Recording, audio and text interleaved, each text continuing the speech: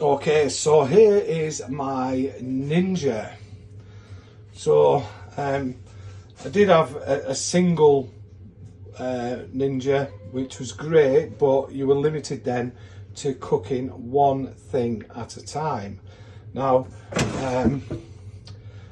we use these inserts, or we can use these inserts as well, but the beauty of these are, so this is the tray, so you can stack some things in there, and then you've got something, this, that then sits on top, giving you space to have two layers. Downside is the size.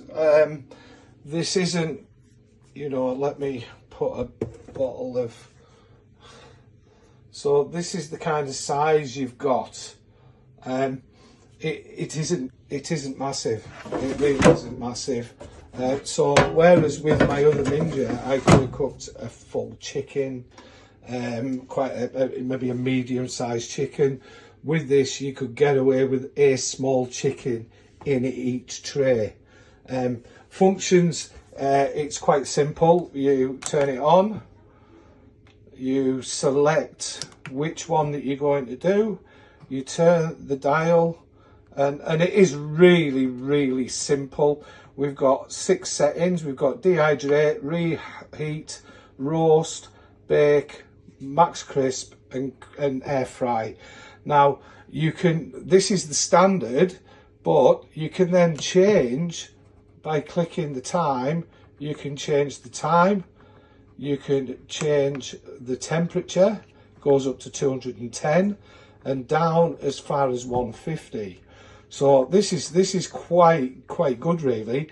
The other thing is you've obviously got 2 different drawers. You can cook 2 different things at different timings and everything like that. Or you've got this button here, which, if I can get to it, it's match.